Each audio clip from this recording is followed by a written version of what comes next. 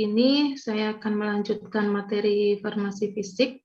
Mungkin materinya sudah adik-adik sudah praktikum semua dan mungkin sebenarnya tidak perlu ya karena sudah melakukan praktikumnya. Kalau praktikum ini kan biasanya lebih mudah memahami, kalau sudah melakukan sendiri, mengalami itu kan lebih nyantol ya, nanti lebih paham daripada kalau belajar teori yang harus membayangkan seperti apa kira-kira. Tapi karena memang susunan materi perkuliahannya dari PJMK ini mikromeritik setelah UTS, jadi ya mau tidak mau meskipun sudah praktikum ya saya sampaikan saja ya materinya untuk mikromeritik. Nah, kalau adik-adik emang sudah melakukan praktikumnya, sudah tahu semua ya mungkin nanti sedikit mengulang materinya. Baik adik-adik, untuk mempersingkat waktu, sudah sore, saya langsung share saja materinya.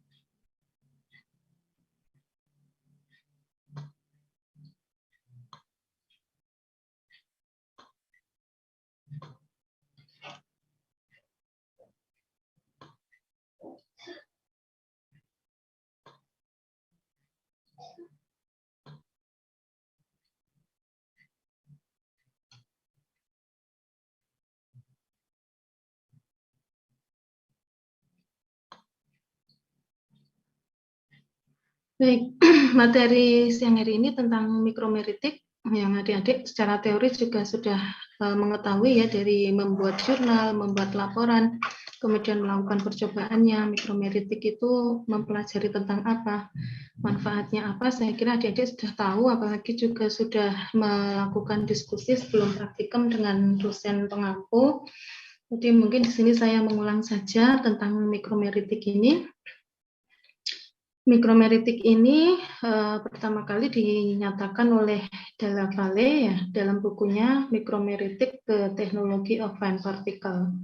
Nah, istilah mikromeritik ini kemudian sampai sekarang dipakai ya untuk untuk menjelaskan ilmu dan juga teknologi tentang partikel kecil.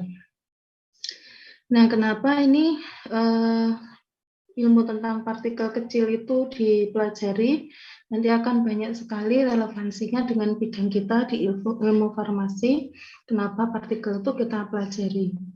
Nah, ini dari karakteristik individual partikelnya, mulai dari ukuran, kemudian bentuknya, ini nanti akan sangat mempengaruhi karakteristik kumpulan partikel.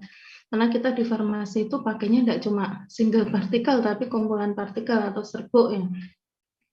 Kita mau memformulasi obat, tentunya yang kita butuhkan kumpulan serbuk, baik itu bahan aktif maupun excipientnya. Jadi karakteristik individualnya itu nanti akan mempengaruhi karakteristik kumpulan partikel, kumpulan partikel atau serbuk yang sering kita gunakan di farmasi. Nah, selain di farmasi, ini di ilmu lain, seperti di geologi, kemudian ilmu tanah ini juga mempelajari tentang mikromeritik. Kalau di ilmu tanah ya ukuran partikel tanah, mungkin ya di geologi ini ilmu tentang batu-batuan, mineral yang mereka juga menggunakan mikromeritik sebagai salah satu pendekatan ilmu untuk mempelajari karakteristik suatu partikel. Nah, partikel sendiri itu nanti memiliki dua macam sifat ya, yaitu sifat dasar atau fundamen atau sering disebut sifat primer, dan juga sifat turunan atau sifat sekunder. Nah, sifat turunan ini nanti diturunkan dari karakteristik dasarnya yang fundamental tadi, yang primer. Misalkan di karakteristik primer ini ada ukuran dan juga bentuk partikel, nanti akan mempengaruhi sifat-sifat turunan yang lain. Misalkan bentuk dan ukuran partikel mempengaruhi sifat alir serbuk. Kemudian bisa mempengaruhi densitas, bisa mempengaruhi porositasnya. Maka kemudian nanti akan kita pelajari apa saja karakteristik fundamental dan juga turunan dari suatu partikel dan arti pentingnya apa kita pelajari. Kemudian mikromeritik sendiri secara istilah ini ada kata mikro, ini menggambarkan ukuran partikel yang dipelajari itu dalam size mikrometer. Nah, mikrometer sendiri ini setara dengan 10⁻⁶ meter. Jadi sangat kecil sekali. Mata telanjang tidak bisa melihat ya ukuran ini. Ya, 1 cm aja kita masih bisa melihat, tapi ya kalau misalkan harus menghitung partikel yang ukurannya 1 cm ke bawah sudah tidak mampu matanya ya. Makanya di metode mikroskopi terutama ya, adik-adik menggunakan alat bantu mikroskop untuk membantu mengukur dan juga mengevaluasi distribusi ukuran partikel. Kemudian karakteristik serbuk ini nanti akan berpengaruh pada keberhasilan formulasi. Misalkan sebagai contoh kalau akan memformulasi kapsul ini kan kita membuat campuran antara eksipien dan bahan aktif. Ya, ini pada umumnya itu sediaan farmasi ini diformulasi tidak hanya terdiri atas bahan aktif saja, namun juga memerlukan eksipien. Ya, misalkan untuk obat-obat yang sangat poten, dosisnya kecil, mau dibikin kapsul ya kita butuhkan diluent ataupun bahan pengisi supaya nanti ukurannya acceptable. Ya. Jadi di dalam kapsul itu nanti ada bahan aktif, ada eksipien. Kalau di tablet nanti ya akan lebih banyak lagi komponennya karena harus dicetak, butuh bahan pengikat. Kemudian karena bentuknya kompak di dalam tubuh nanti ketika kontak dengan air itu harus bisa hancur, maka juga butuh bahan disintegran untuk menstimulasi pecahnya tablet menjadi serpihan kecil supaya nanti proses disolusi atau pelarutannya lebih mudah. Nah, di sini misalkan mau bikin kapsul, serbuknya itu mau dimasukkan ke kapsul kan harus mengalir. Kalau sifat alirnya tidak baik, padahal kalau di industri ini kan dikerjakan secara mekanis dan prosesnya cepat. Kalau sifat alirnya jelek, maka akan menyebabkan keseragaman bobot, juga keseragaman dosisnya itu tidak akan tercapai. Karena nanti yang terisi ke dalam kapsul akan bervariasi karena sifat alirnya kurang baik. Nah, sifat alir ini dipengaruhi oleh karakteristik serbuk atau partikelnya. Apakah dia nanti akan memiliki sifat alir yang baik atau tidak, maka menentukan keberhasilan formulasi. Demikian juga dalam stabilitas dan performa ketika dipakai oleh konsumen. Ya. Makanya ini perlu kita pelajari. Kemudian semakin kecil ukuran partikel itu maka nanti semakin besar luas permukaan yang dimiliki.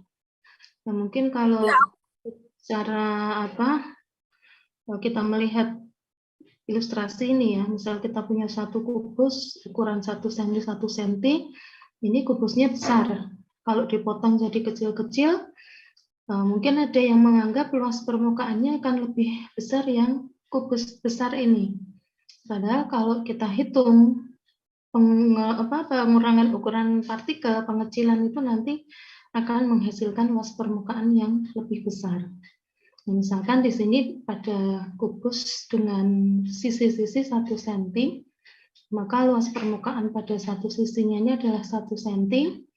Karena ada 6 sisi, maka luas permukaan kubus besarnya adalah 6 cm persegi.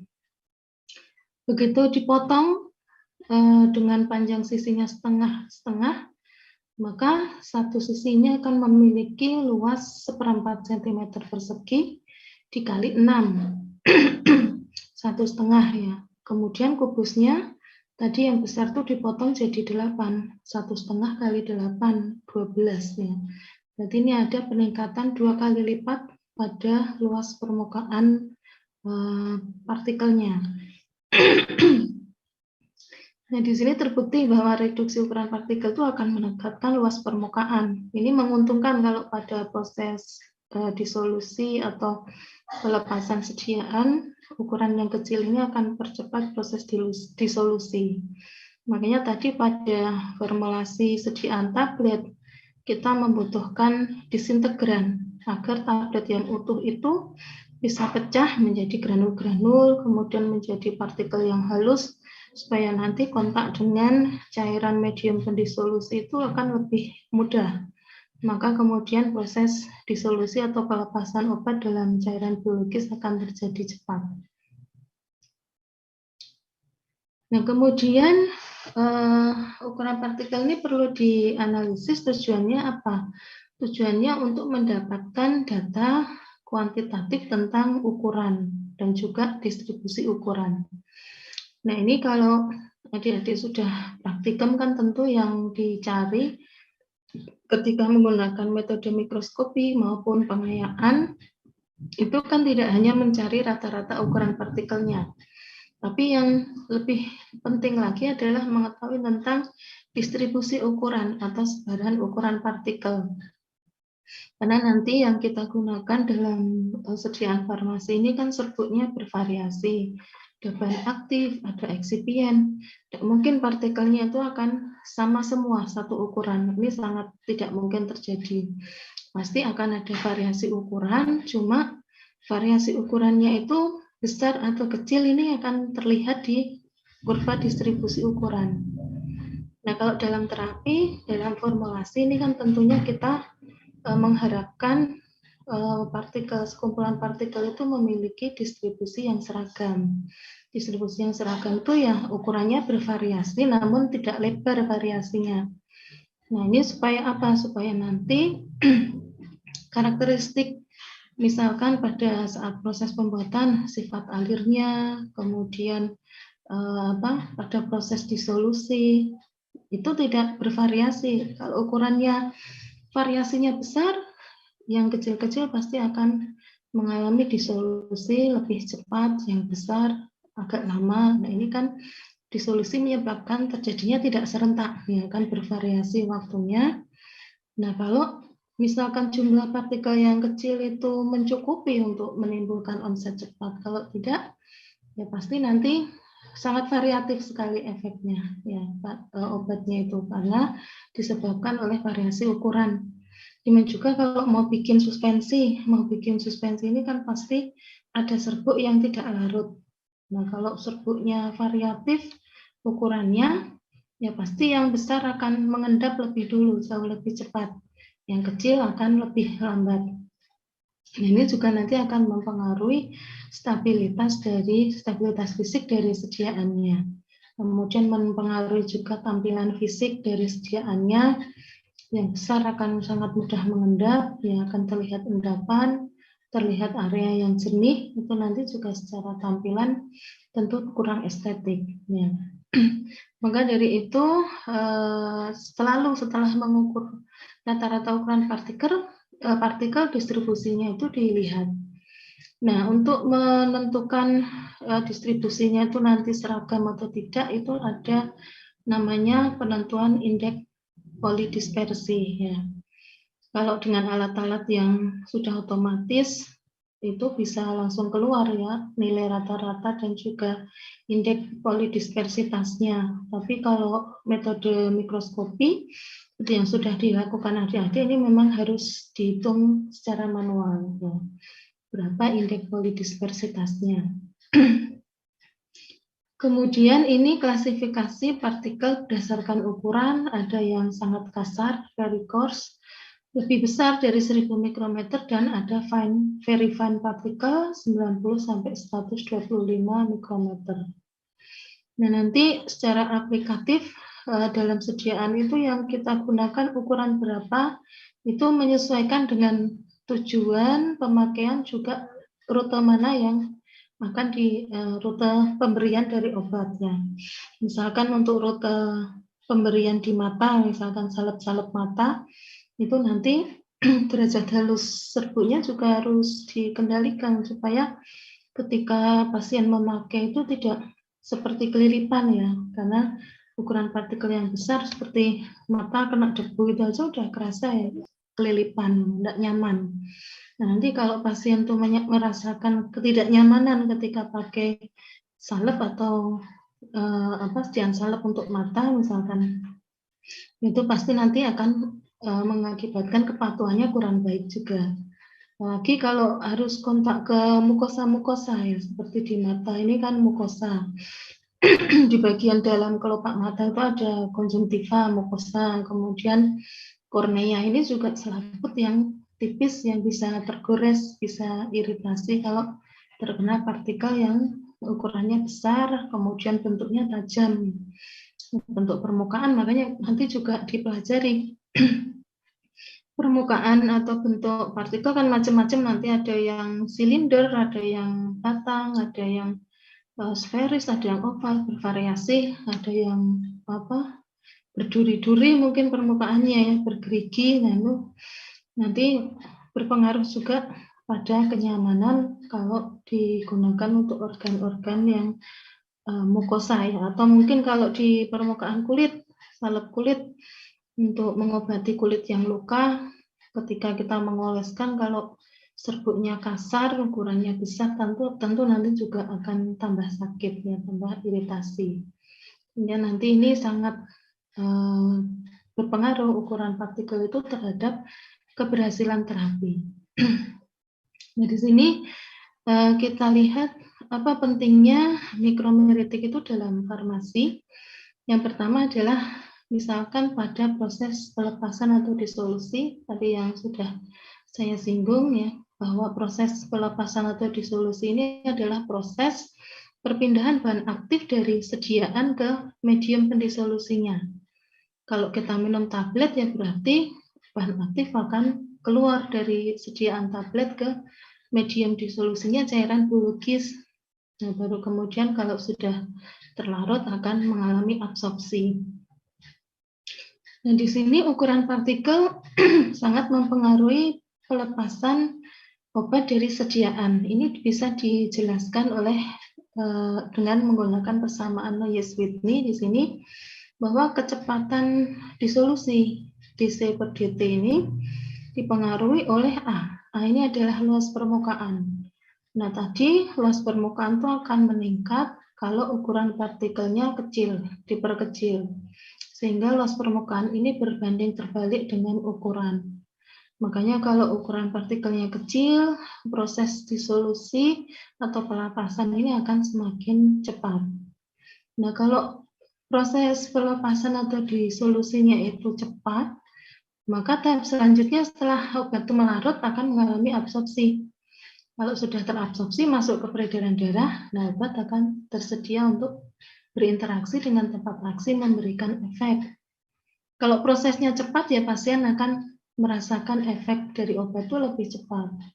Seperti misalkan obat-obat analgetik, reda nyeri ini kan memang dibutuhkan onset yang cepat ya, supaya pasien segera teratasi nyerinya.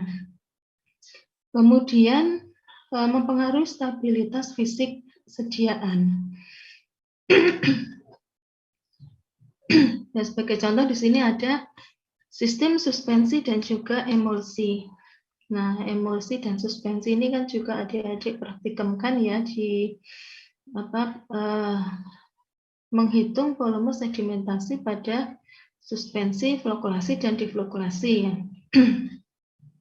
Ini kan dipraktikumkan juga. Suspensi dan juga emulsi ini kan suatu sistem dispersi. Sistem dispersi itu berarti ada dua fase yang berbeda yang tidak campur. Kalau emulsi cair dengan cair, suspensi padat dalam cair. Nah, dalam sistem suspensi dan emulsi ini karena ada partikel yang terdispersi. Nah, ini misalkan di suspensi yang kita contohkan, misalkan suspensi antibiotik amoksisilin misalkan. Nah, ini karena sistemnya dispersi, untuk menghomogenkan sediaan itu kita perlu menggosok. Makanya di dalam kemasan ini pasti kalau sediaannya suspensi atau emulsi, ada instruksi digosok dahulu sebelum digunakan. Nah, tujuannya apa? Tujuannya untuk mencapai keseragaman dosis. Karena suspensi itu sistem dispersi, ada partikel padat yang tidak larut, maka kita tidak bisa menjamin homogenitasnya kalau kita tidak menggosok, kemudian sistem itu distabilkan dengan suatu suspending agent.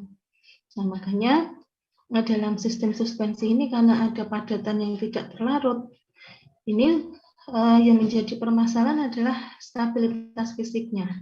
Demikian juga di emulsi. Kalau suspensi itu mudah mengendap, kalau emulsi mengendapnya ke atas, disebut creaming ya. Karena di sini kan ada minyak dan air. Minyak ini biasanya kalau memisah dari air karena bijinya lebih kecil ya dia akan mengumpul di permukaan atas. Makanya pemisahan dalam emulsi itu kita sebut creaming, sedangkan di suspensi kita sebut sebagai sedimentasi. Nah, sedimentasi dalam suspensi ini kecepatannya itu bisa dijelaskan melalui persamaan Stokes. Nah, persamaan Stokes tentang kecepatan sedimentasi ini dipengaruhi oleh ukuran partikel di sini. Semakin besar ukuran partikelnya, karena berbanding lurus dengan kecepatan sedimentasi, maka proses sedimentasi akan terjadi lebih cepat pada partikel yang ukurannya besar dibanding yang kecil. Makanya kalau suspensi dan emulsi ini kan masuknya dalam dispersi kasar ya. Adik-adik sebelumnya juga sudah mendapatkan materi tentang sistem koloidal, sistem dispersi. Bahwa di dalam sistem dispersi itu dibagi 3, yaitu dispersi kasar, dispersi koloidal, dan molekuler. Ya. Kalau suspensi dan emulsi ini masuknya dispersi kasar. Ya, kita masih bisa melihat tetesan-tetesan dropletnya di emulsi, masih bisa melihat tetesan partikel padat tersuspensinya kalau di suspensi ya, serbuk yang tidak larut kita masih bisa melihat.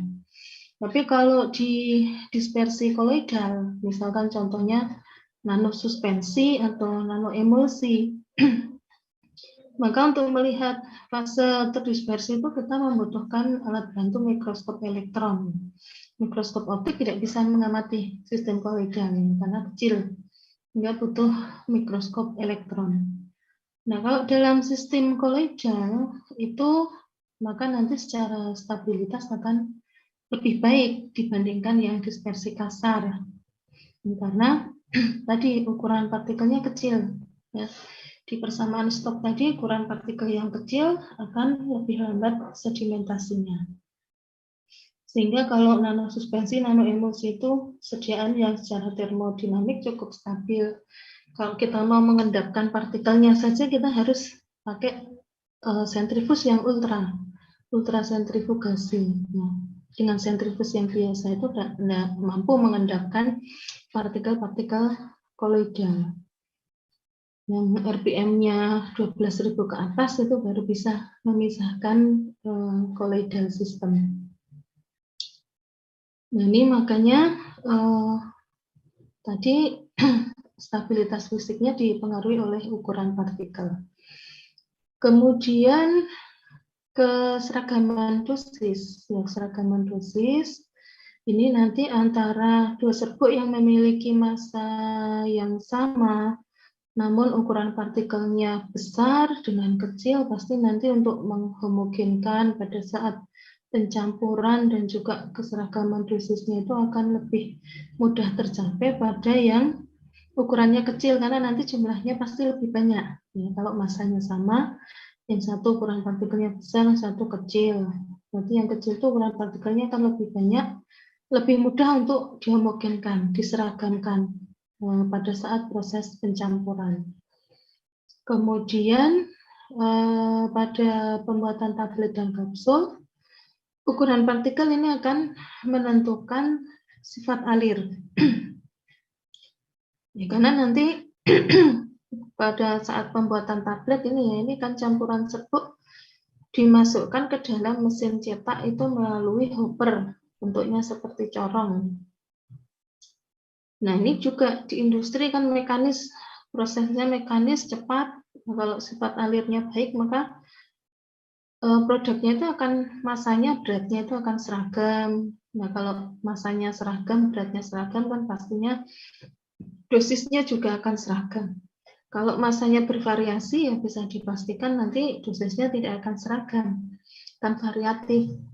Dan nanti kalau digunakan untuk terapi, ya kemungkinan akan kurang berhasil. Apalagi kalau misalkan obatnya itu berupa antibiotik. Kalau dosisnya variatif, kadang tinggi, kadang rendah, ya tidak akan efektif, malah justru bisa memicu resistensi. Maka di sini sifat alir itu sangat penting sekali pada saat proses produksi, formulasi, ya, untuk mencapai keseragaman sediaan dan keseragaman dosis yang baik. Kemudian selanjutnya, arti penting dari mikromeritik ini di bidang farmasi adalah pada penetrability sediaan inhaler. Nah, sediaan inhalernya adalah sediaan yang dihirup, ya, diinhalasi melalui mulut ataupun melalui hidung. Inhaler ini sendiri juga suatu sistem dispersi. Kalau suspensi dan emulsi tadi mediumnya itu cair, kalau inhaler ini jenisnya aerosol. Ini kalau aerosol itu adalah dispersi dalam gas. Yang terdispersi bisa jadi serbuk atau mungkin tetesan air, ya. Obatnya dalam bentuk terlarut, nanti terdispersi dalam bentuk tetesan-tetesan.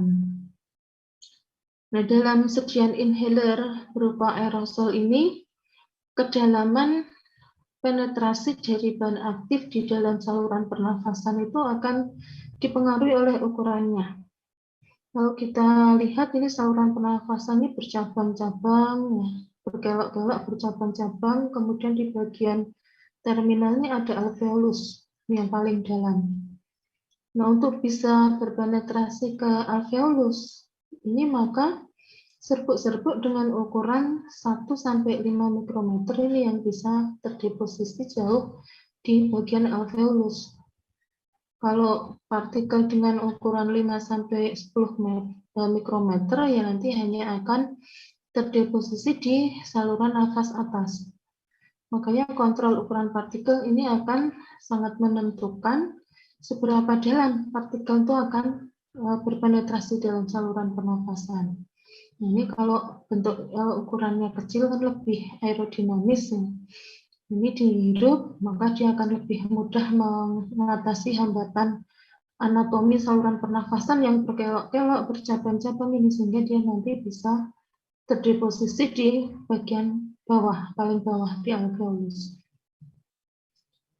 Kemudian berpengaruh juga pada non-grittiness, ataupun apa yang kalau gritty itu berarti kasar, ya. Ini tadi contohnya seperti sediaan salep mata, salep krim. Nah, ini apakah serbuknya itu derajat halusnya sudah sesuai? Makanya kalau mau bikin salep atau krim, ini di preskripsi pasti sudah pernah disampaikan, ya. Ada beberapa metode untuk membuat salep. Nah, di situ dalam salep itu bahan aktif bisa dibuat dalam bentuk terlarut, atau jika tidak larut bisa didispersikan. Namun derajat halusnya tadi yang harus dikontrol supaya nanti tidak gritty, ya, ketika dioleskan di kulit atau di mata. Kadang juga salep digunakan di rektum juga pada kondisi wasir, ya.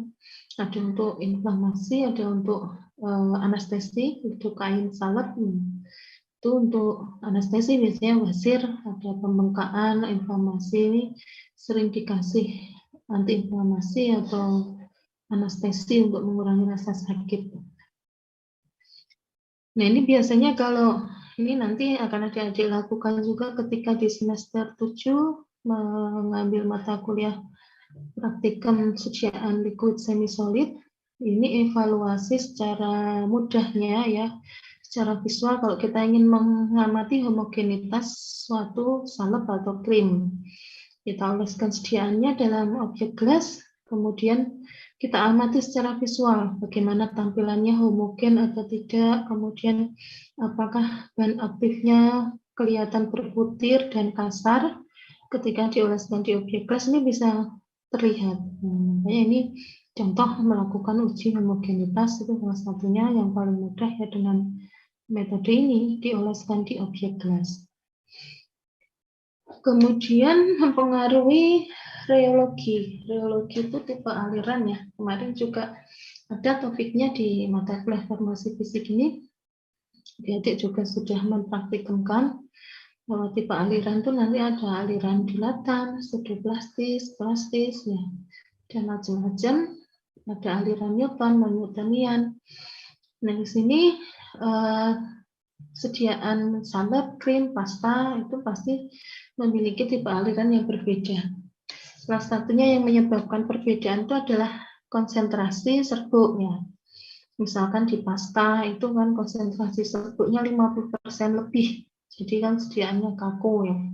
Kalau dilihat rheologinya ya pasti nanti dia dilatan ya, sifat tipe alirannya, karena begitu shear stress-nya itu ditingkatkan, maka shear rate-nya akan menurun.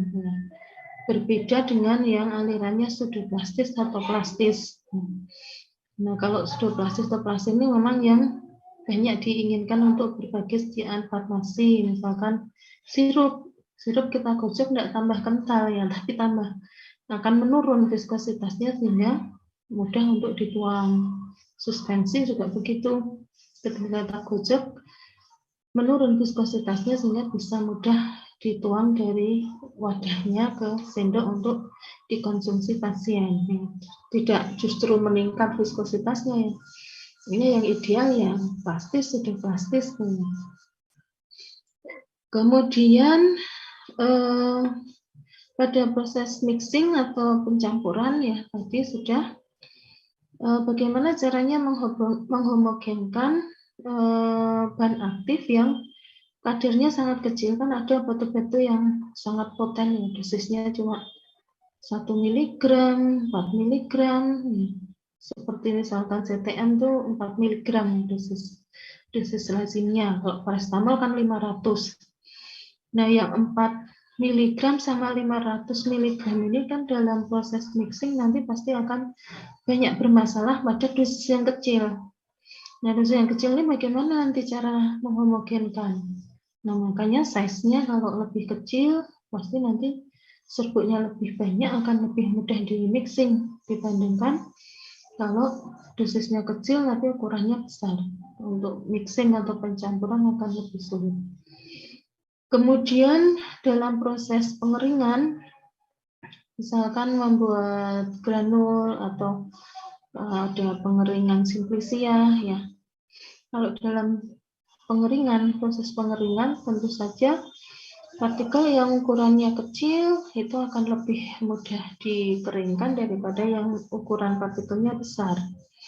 Karena nanti jarak tempuh air, kandungan lembab itu untuk bisa keluar dari partikel itu akan lebih panjang pada partikel yang ukurannya besar, sehingga proses pengeringan terjadi lebih lama. Kemudian selanjutnya ada pada proses ekstraksi. Ini juga sering dilakukan di farmasi, kita mengekstraksi, mengambil ataupun membuat sediaan bahan aktif dari bahan alam. Nah, kalau kita mengekstraksi ini kan tidak daun ataupun rimpang itu secara utuh, kemudian kita rendam dalam penyaringnya ya, pelarut atau penyaringnya.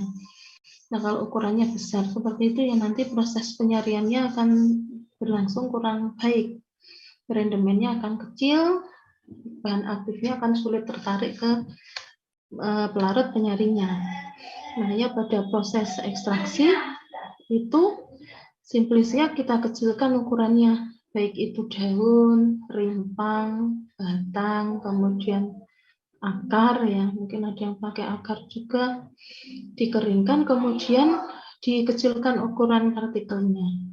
Bisa dengan di blender jadi serbuk, baru kemudian direndam dalam cairan penyaringnya, misalkan etanol, metanol, etil asetat atau N-heksan.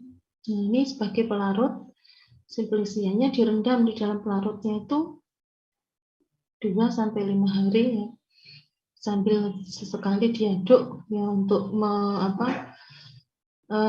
supaya nggak terlalu jenuh ya, diaduk. Nah, kemudian direndam, dibiarkan selama 2-5 hari untuk memungkinkan bahan aktif itu keluar dari sel-sel simplisia, tertarik ke dalam cairan penyaringnya. Lalu kemudian kita pisahkan cairan penyarinya setelah selesai ekstraksi, kemudian diuapkan, larutnya menjadi ekstra kental. Karena kita tidak mungkin mengkonsumsi etanol cair ini ya, misalkan pelarutnya ini etanol, kita konsumsi etanol, ekstrak etanol, atau kalau zaman dulu kan disebut tinktur ya, tinktur. Kalau sekarang sudah banyak ditinggalkan tinktur. Makanya ini pelarutnya diuapkan, diperoleh ekstra kental. Baru ekstra kentalnya nanti yang bisa diproses lebih lanjut, mau dibikin kapsul bisa, mau dibikin tablet bisa, dibikin sirup. Nah, itu nanti dari ekstrak kentalnya. Kemudian berdasarkan sifat tadi bahwa partikel itu ada dibedakan atas sifat dasar, primer atau utamanya, dan juga sifat turunan atau sekunder. Nah, sifat dasarnya itu ada bentuk partikel, ukuran, dan juga distribusi ukuran partikel. Sedangkan sifat turunan ini ada porositas, ada densitas, packing arrangement, ada flow properties. Packing arrangement ini adalah serbuk ya. Kalau kita punya serbuk, kemudian kita tuang dalam suatu wadah, itu bagaimana dia menata diri di dalam wadah itu kan berbeda-beda. Ada partikel itu yang sifatnya meruah ya. Kalau dituang dalam wadah itu akan menempati volume yang besar. Ada yang kalau dituang itu langsung mampat ya, sehingga tidak membutuhkan volume yang besar atau ruangan yang besar untuk wadahnya. Makanya nanti bagaimana packing arrangement dari partikel itu ketika dimasukkan ke dalam wadah itu nanti akan mempengaruhi pemilihan kemasan. Kemasannya nanti yang besar atau yang kecil. Misalkan mau bikin kapsul, kita pilih kapsul yang nomor berapa. Kalau serbuknya mampat, menempati volume yang kecil, ya kita pilih kapsul yang kecil, ukurannya nomor berapa. Tapi kalau dia meruah, ya, volumenya itu besar, maka kita harus memilih nomor kapsul yang ukurannya lebih besar. Kemudian ada flow properties atau sifat alir, ini juga nanti dipengaruhi oleh bentuk, oleh ukuran partikel. Nah, yang ada di sekunder ini adalah yang sifat turunan yang dipengaruhi oleh karakteristik dasar atau primer yang dimiliki oleh suatu partikel. Kemudian kita lihat bentuk partikel di sini. Partikel itu bentuknya atau tampilan eksternalnya itu bisa bermacam-macam ya. Ada yang sferis, bentuk bola, ya. Mutlak ini lingkaran. Tapi ini jarang sekali ya partikel itu yang bentuknya mulus bola seperti ini. Yang banyak itu ya partikel bentuknya irregular.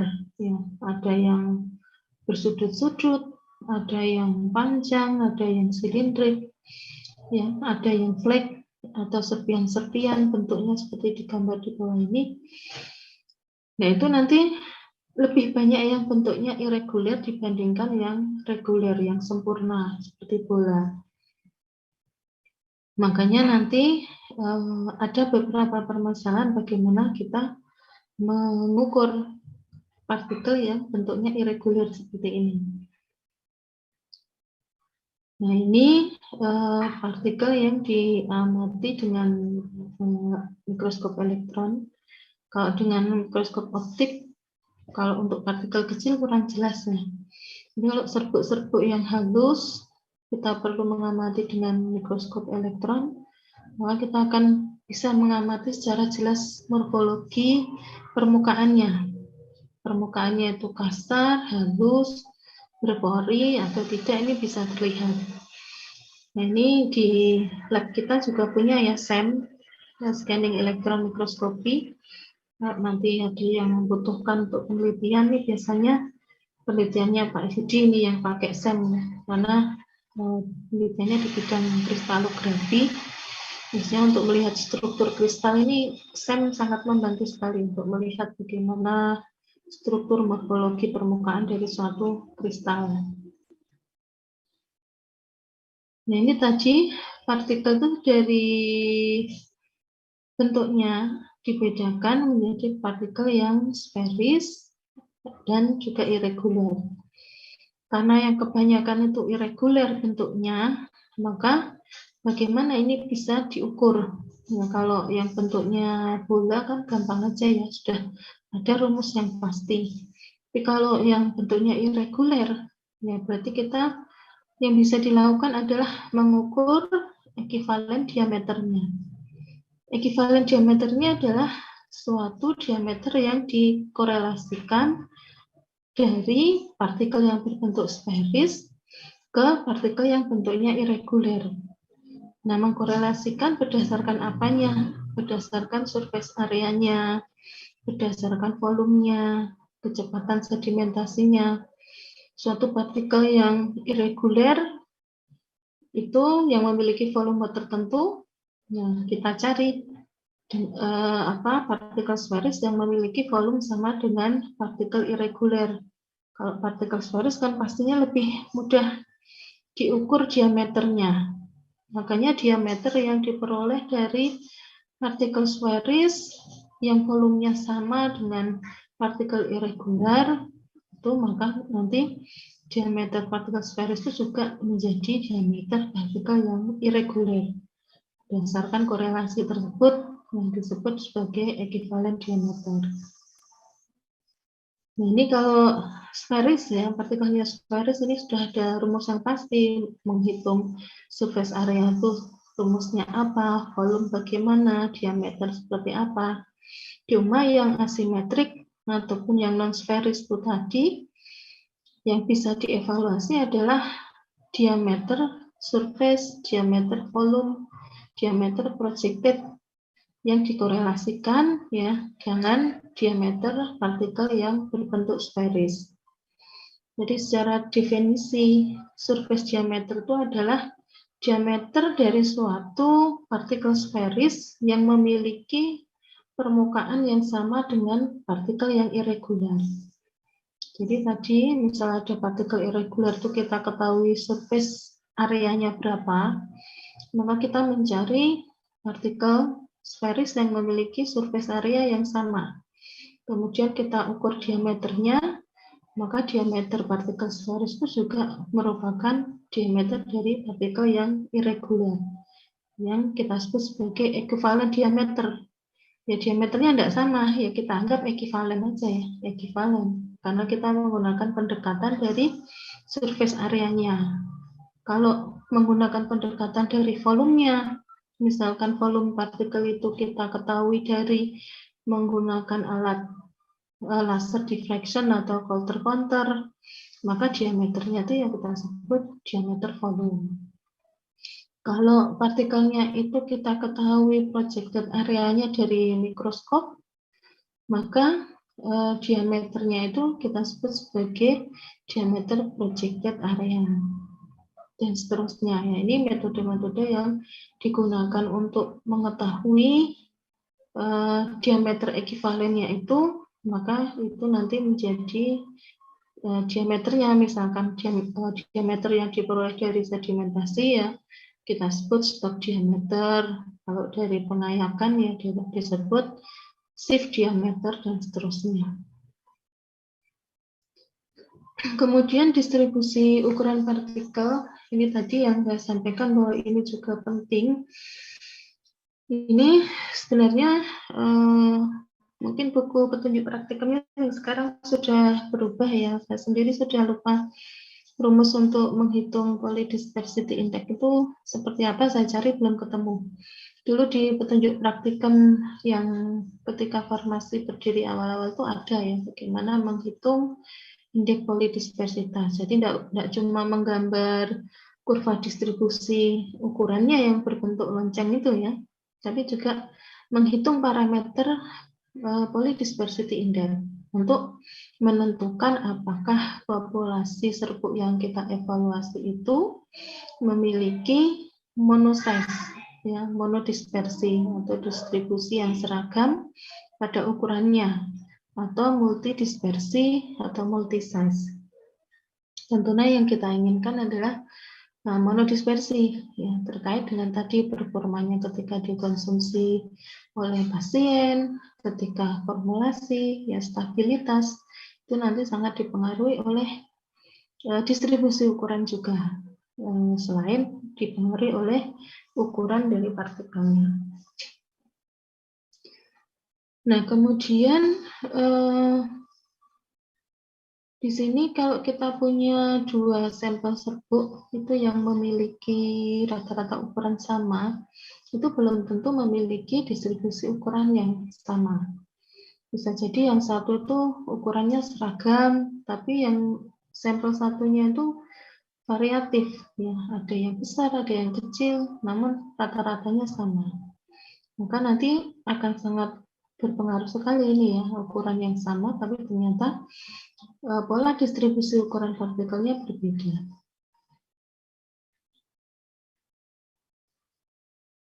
Kemudian kurva distribusi ukuran partikel ini bisa kita buat dengan cara memplotkan sumbu X-nya itu adalah ukuran atau nilai tengah diameter, kemudian sumbu Y-nya adalah frekuensi atau jumlah partikel pada setiap kelas.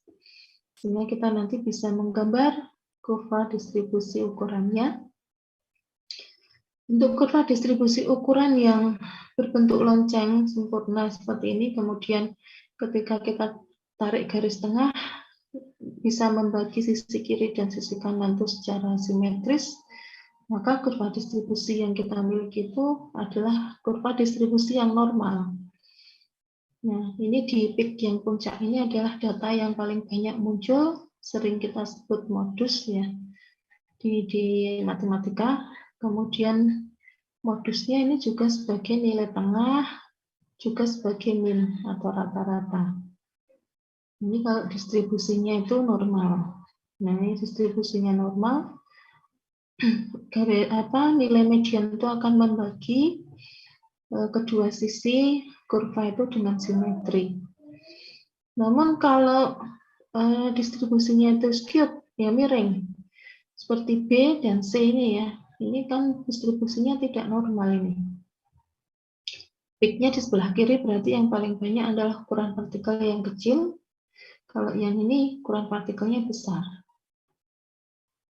Nah, ini kemudian yang D ini yang bimodal. Bimodal itu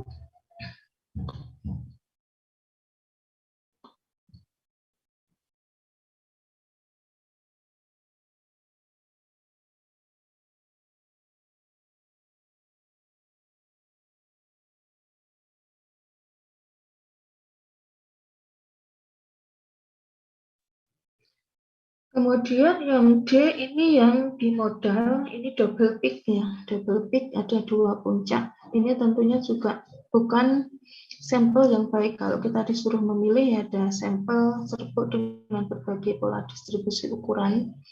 Pastinya yang double peak ini bukan pilihan yang terbaik. Ini variatif berarti, ya, ukurannya. Variasinya sangat besar. Yang ideal yang satu puncak, kemudian bentuknya yang langsing seperti ini, ya.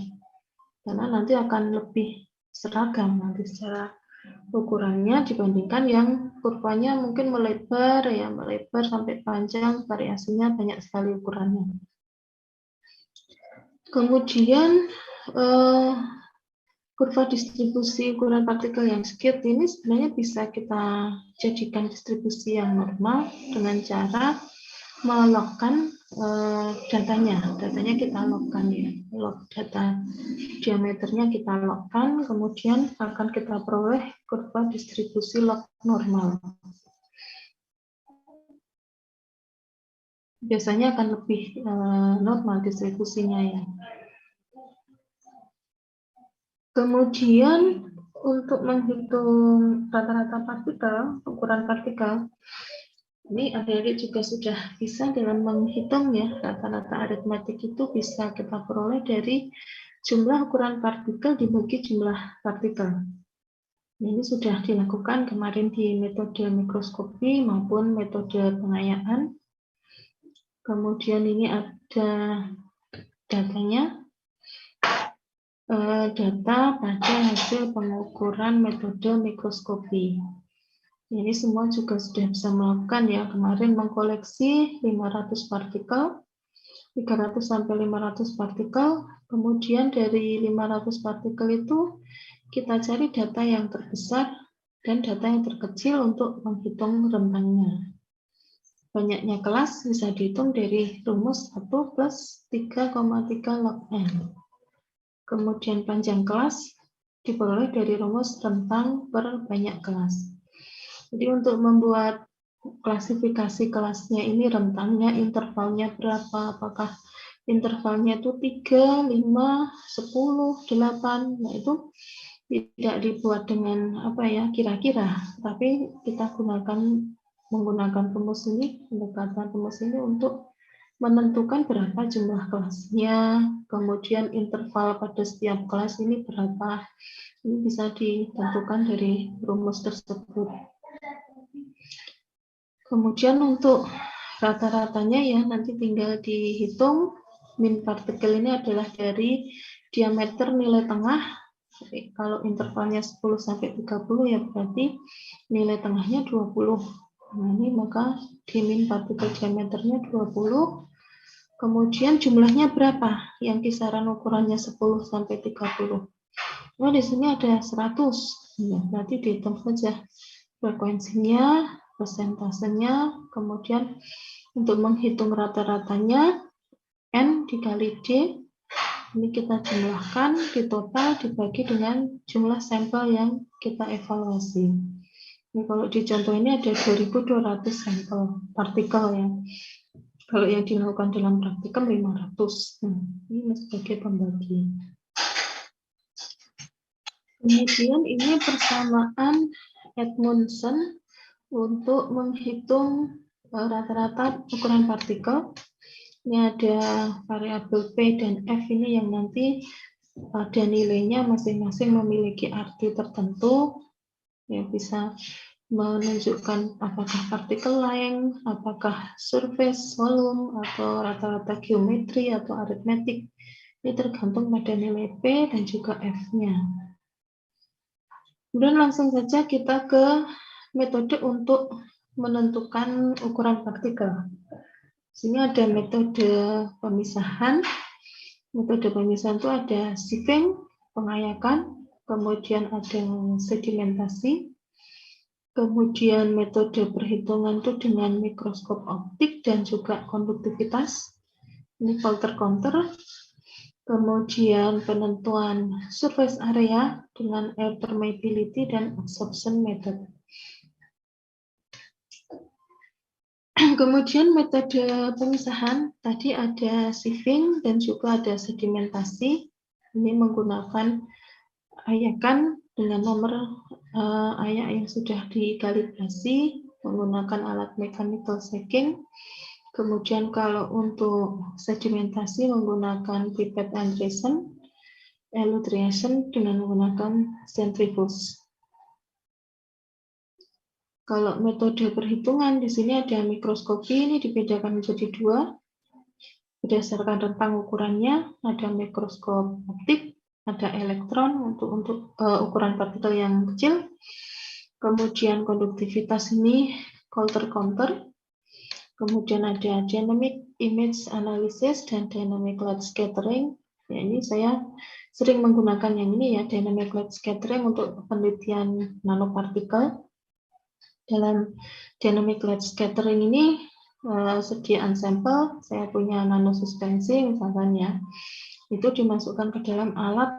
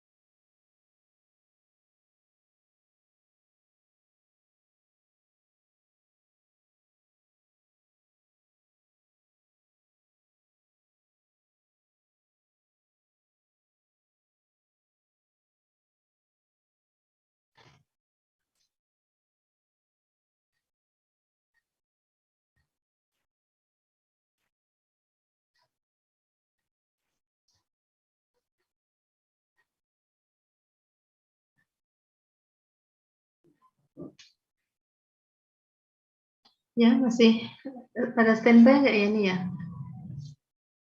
Bisa keluar dari Zoom? Masih, Bu. Ya, oke. Saya lanjutkan lagi. Saya ulang ya.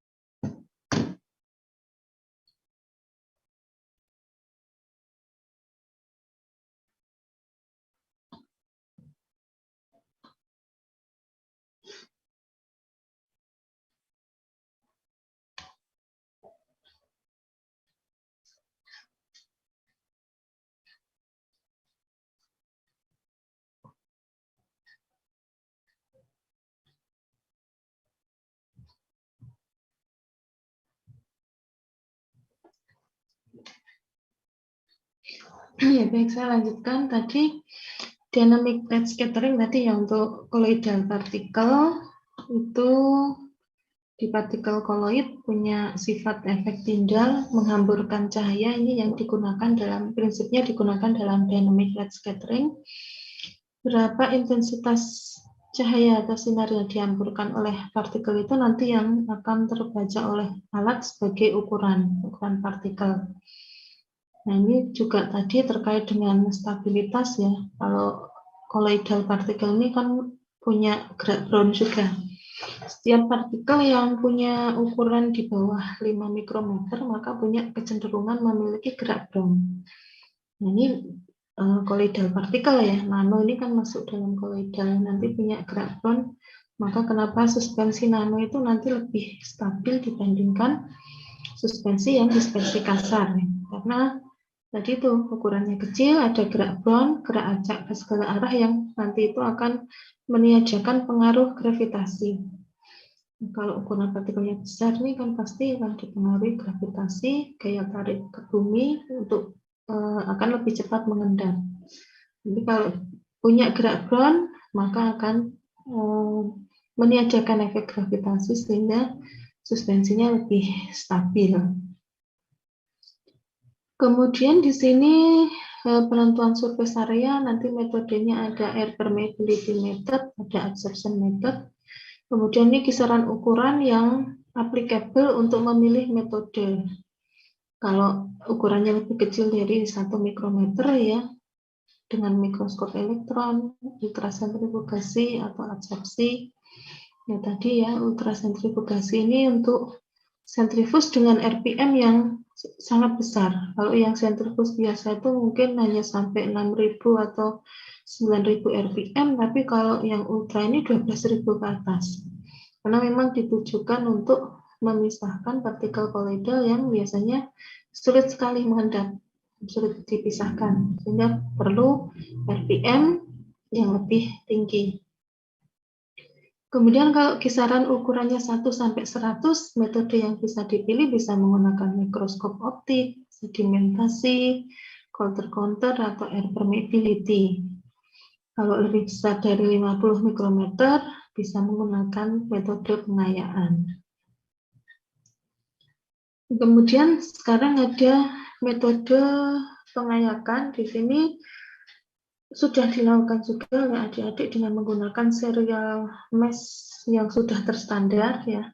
Di sana serbuk itu dimasukkan dalam susunan mesh yang semakin ke bawah itu nomor meshnya semakin besar atau ukuran lubangnya semakin kecil. Ya, karena nomor mesh ini kan menunjukkan jumlah lubang per 1 inci. Yang 1 inci itu ada 2,54 cm. Jadi setiap inci itu ada berapa lubang, itu nanti yang menunjukkan nomor mesh.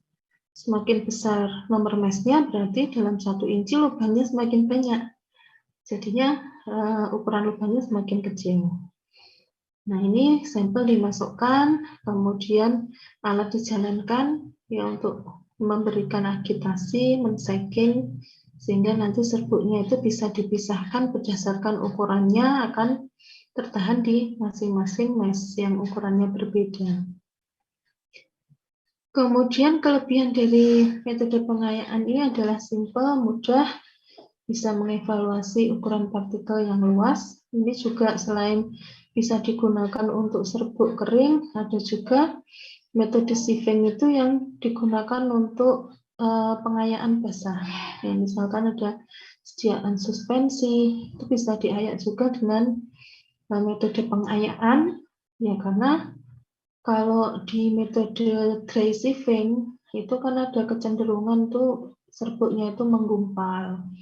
Yang di sini kekurangannya yang ada kecenderungan dia membentuk aglomerat, menggumpal. Apalagi kalau serbuknya itu agak higroskopis, kena lembab yang gumpal pastinya, sehingga tidak bisa memberikan gambaran real ukuran partikel secara individu. Makanya dikembangkan ada yang wet sieving, karena di wet sieving itu bisa ditambahkan juga suspending agent ya untuk mencegah agregasi partikel. Kemudian di sini kekurangannya ada reprodusibilitasnya kurang baik. Nah, kemudian ada kemungkinan ayakan itu rusak atau mungkin serbuk itu menyumbat ayakan sehingga serbuk yang lain tidak bisa lewat. Kemudian karena benturan dilakukan sagging itu partikel bisa pecah, ya, sehingga menghasilkan misinterpretasi. Ya tadi ada aglomerat, ada yang pecah. Makanya juga hasilnya nanti tergantung juga dengan saggingnya. Ini secara mekanik aja masih kurang reproducible ya. Apalagi kalau misalkan saggingnya dilakukan manual, ini kan sudah pakai mesin tinggal dijalankan. Masih ada problem-problem ini. Tapi secara umum ya masih banyak digunakan karena simpel dan mudah. Kemudian ini contoh hasil evaluasi menggunakan metode sieving. Ini misalkan digunakan sieve number 08 sampai 100. Ini mungkin saya tidak mencantumkan ukuran mesh lubang diameter opening dari tiap mesh ya, mungkin nanti bisa dicari sendiri, saya kelupaan. Misalkan mesh nomor 8 itu opening diameternya berapa, itu kan sebenarnya ada ya, bisa dicari di internet. Nah, di sini sudah dicantumkan di sini untuk sieve number 8, sieve size-nya itu 2000 mikrometer. Kemudian karena serbuk itu yang ditimbang adalah di tempat di mana dia tertahan, ukurannya itu kan sebenarnya di mana dia tuh lolos, dan juga tertahan itu belum tentu dia itu karena lebih besar, tidak ya, mungkin ukurannya pas-pas dengan diameter di mana dia tertahan. Maka untuk menghitung sebenarnya ukurannya itu berapa, maka dihitung pada diameter mesh di mana dia itu lolos dan di mana dia tertahan. Kemudian di rata-rata min size-nya itu adalah 1850, rata-rata dari ukuran diameter mesh di atasnya di mana dia lolos dan di mana dia tertahan. Kemudian jumlahnya berapa, beratnya ditimbang, kemudian dihitung persentasenya, dihitung kumulatifnya, dan juga ukuran beratnya diperoleh dari N kali D. N ini adalah berat yang tertinggal dikali diameter dari mesh-nya. Nah, kemudian untuk rata-ratanya bisa dihitung, N kali D tadi dibagi dengan N. Nah, N ini yang kadang bervariasi ya antar mahasiswa, karena misalkan yang kita masukkan ketika proses mengayak itu kita timbang 100 gram serbuk. Begitu mesin kita jalankan, kemudian serbuk yang tertinggal itu kita timbang masing-masing di mesh tadi, ternyata totalnya kita tidak peroleh lagi 100 gram. Ada kemudian yang menghitung ukuran rata-ratanya itu terhadap massa mola-mola, ada yang terhadap massa total yang diperoleh dari jumlah total yang tertinggal di masing-masing mesh. Seharusnya ya untuk yang pembaginya itu, untuk pembaginya adalah total dari yang tertinggal pada tiap mesh tadi. Memang seringnya kita akan peroleh serbuknya itu tidak kita peroleh lagi 100%. Ya, mungkin karena ada yang hilang pada saat menuang dari mesh ke mau proses penimbangan, itu kadang kita harus pakai kuas ya untuk membersihkan yang masih nyantol-nyantol di meshnya itu kadang nggak bersih dan sebagainya, banyak yang hilang sehingga kadang totalnya hanya kita peroleh 98 gram misalkan atau 99. Maka untuk membaginya adalah yang total yang kita peroleh setelah mesin dijalankan itu bukan dari masa yang awal tadi. Kemudian dibuat kurva distribusi ukurannya. Ini yang sumbu X-nya adalah diameter, kemudian sumbu Y-nya adalah massa, persen massa yang tertinggal di masing-masing mesh. Berikutnya ada metode mikroskopi. Pada metode mikroskopi ini kita mengamati, menghitung, atau mengukur diameter suatu partikel dengan menggunakan penggaris atau skala yang ada di okuler. Di okuler itu sudah ada skalanya sehingga kita tinggal mengepaskan aja posisinya dengan garis tengah partikel yang ingin kita ukur diameternya.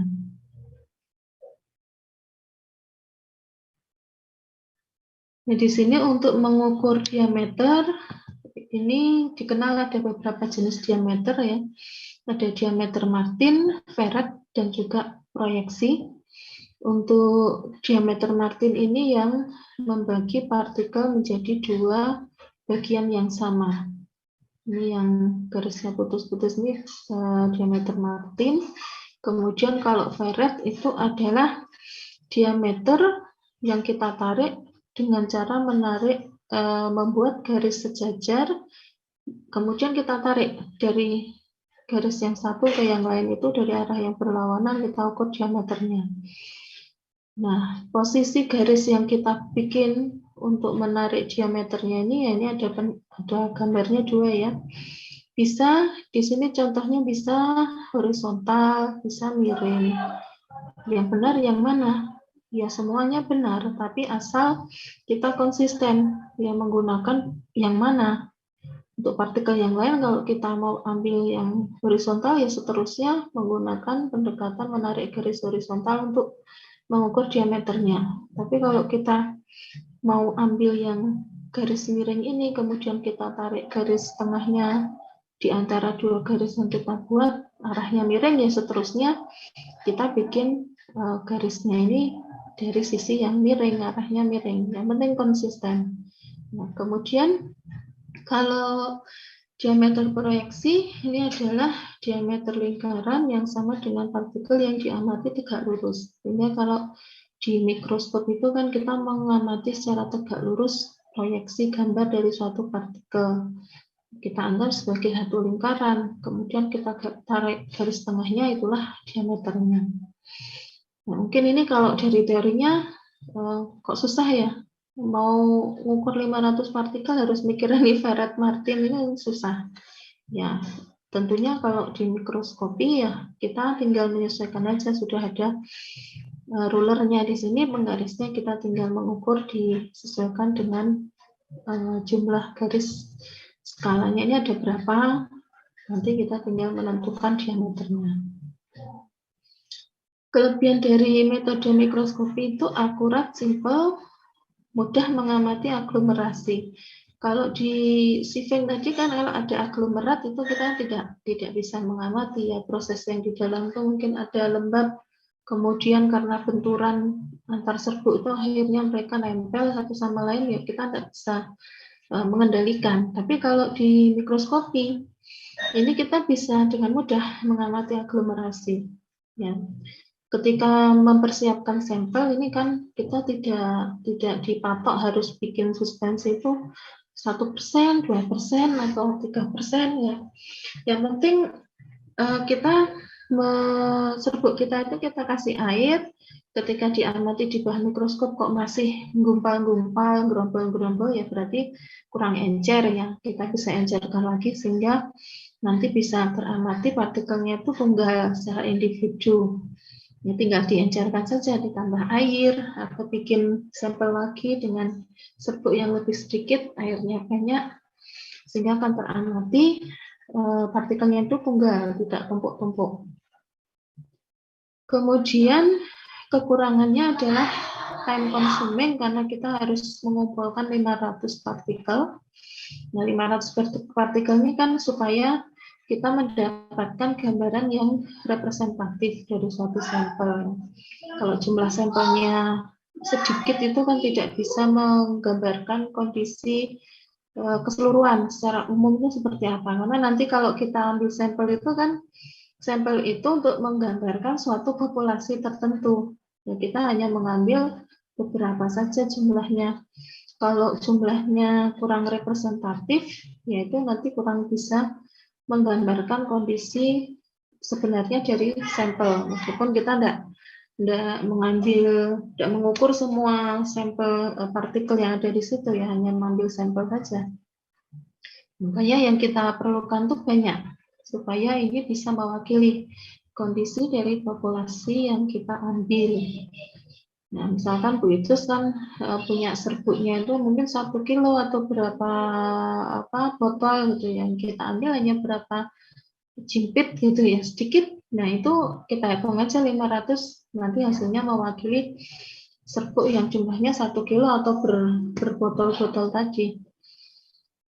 Kemudian ada kemungkinan partikel yang sama itu diukur lebih dari 1 kali. Nah, apalagi kalau nanti ngukurnya bergantian, karena 500 ya memang matanya bisa lelah nanti gantian. Mau geser-geser sampelnya ke kiri ke kanan gantian, ya ada kemungkinan teman yang satu itu mengulang lagi mengukur partikel yang sama. Kemudian tidak sesuai untuk partikel yang sangat kecil. Nah, kalau di praktikum mungkin adik-adik tidak melakukan yang kalibrasi okuler ya, namun kalau secara teoritis ini kan sebenarnya perlu dilakukan kalibrasi okuler untuk melihat sebenarnya satu skala okuler itu ukurannya berapa.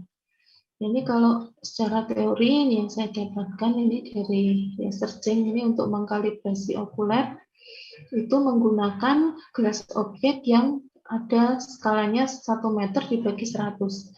Jadi per skala itu ada 10 mikrometer, kemudian okulernya 10 mm dibagi 100 ada 100 mikrometer per skala. Kemudian nanti setelah mengamati objek itu kan pasti adik-adik akan memilih lensa objektifnya mana yang paling kelihatan jelas. Yang di atas objek gelas itu nanti kan diputer-puter ya, lensanya banyak itu lensa objektif. Itu biasanya menggunakan perbesaran berapa kan tergantung. Oh, yang jelas mana kan biasanya yang dipilih. Yaitu nanti juga perbesaran di objektif itu menjadi pembagi. Karena yang terlihat di okuler itu kan sudah kita perbesar dengan perbesaran objektif berapa kali. Kalau kita menggunakan lensa yang perbesaran 10, ya kita bagi dengan 10. Kalau pakai perbesaran 40, ya dibagi 40. Karena real dari partikelnya itu kan harusnya tanpa perbesaran, tapi karena lensa objektifnya kita pilih perbesaran tertentu, sehingga harus hasilnya nanti dibagi dulu dengan perbesaran di lensa objektif. Di sini untuk mengkalibrasi okuler, ini secara tampilan kalau yang atas ini adalah skala yang ada di okuler. Sedangkan yang di bawah ini adalah skala yang ada di lensa objektif berskala. Jadi objek glassnya itu bukan lensa objektif, objek glass yang berskala ya. Objek glass ini ada skalanya, kita amati di bawah mikroskop, kemudian kita overlapkan. Di skala mana itu nanti yang berhimpit sempurna, itu nanti untuk mengkalibrasi okuler. Nah, kalau di gambar ini kita bisa melihat yang berhimpit sempurna itu di 10 dan juga di 30. Nah, di 10, 30. Kalau di contoh ini ya. Maka untuk menghitung satu skala di lensa okuler itu besarnya berapa, menggunakan rumus ini ya. Karena tadi di objektif itu per skalanya itu ada 10 ya, 10 mikrometer di okuler 100, maka 100 bagi 10 di sini pengalinya 10. Kemudian X ini adalah bagian objek kelas. Nah, objek kelasnya di sini kita lihat ada 25 ya, dari 10 ke 30 ini skalanya kalau dihitung 25. Kemudian untuk okulernya dari 10 ke 30 ini ada 30. Jadi untuk pembaginya 30, hasilnya satu skala dalam okuler itu ukurannya 8,33 mikrometer. Jadi kalau partikel itu ada dua diameternya itu 2 skala di okuler, maka ukurannya 16,66. Nah, ini contoh saja untuk kalibrasi okuler.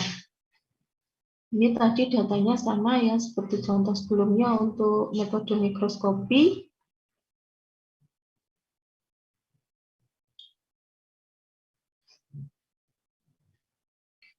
Kemudian kalau ingin menghitung rata-rata diameternya ya hanya tinggal dibagi tadi ya. Kalau dengan mau menghitung surface length min diameter, tinggal rumusnya sigma nd kuadrat dibagi sigma nd. Ini saya kira ada di buku praktikum, sudah tidak ada masalahnya.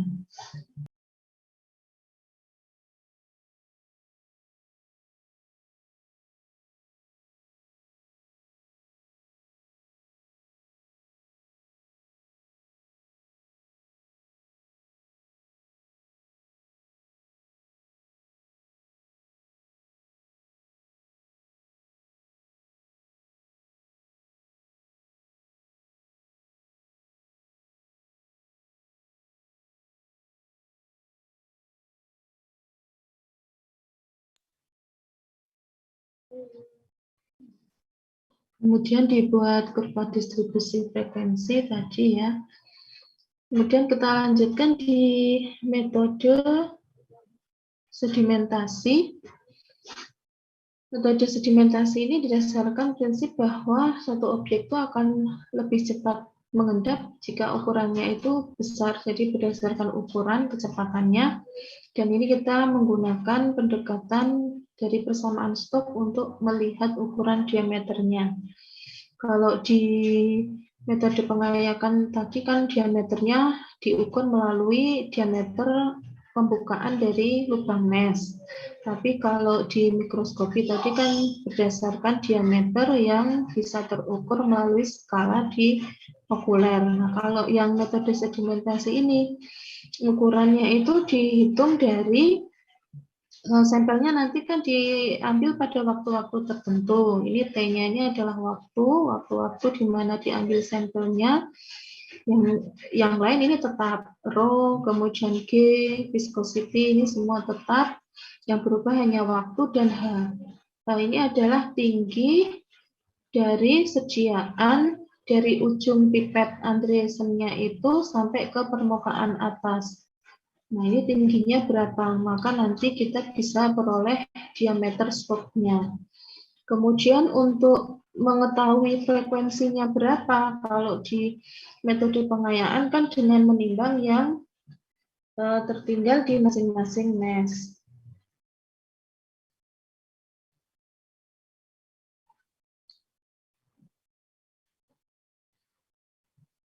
Kalau di mikroskop berdasarkan jumlah yang ada di setiap kisaran.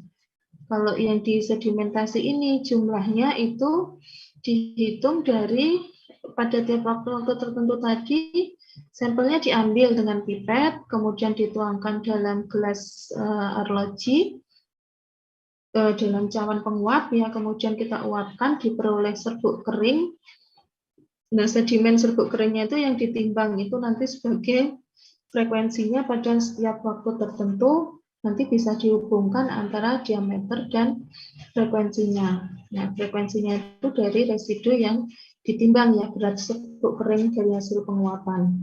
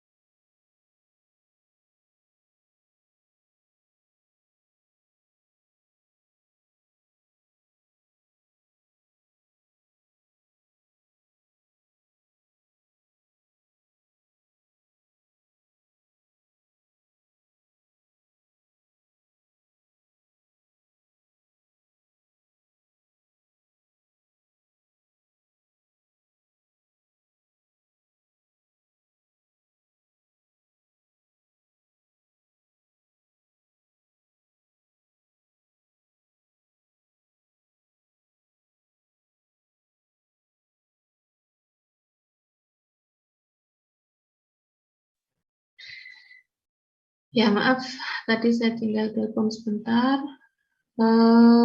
Ini tadi ya untuk metode sedimentasi sudah. Kelebihannya ya, kelihatannya semua metodenya simpel dan murah nih ya. Semuanya ada kelebihannya, ada kekurangannya.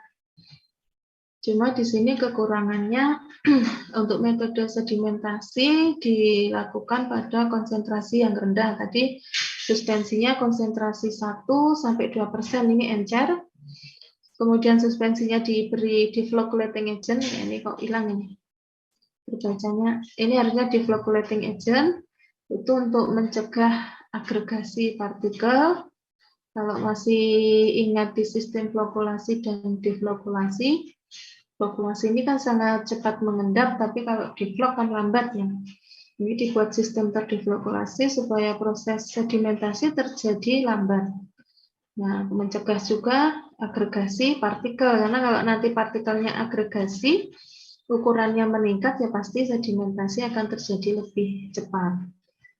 Kemudian perlu kontrol temperatur, kemudian partikel itu bisa reagregasi, dan di sini harus dipilih partikel yang tidak larut ataupun suspensi untuk dievaluasi sedimennya. Kalau larut kan pasti tidak bisa, ada sedimentasinya karena dispersinya molekuler.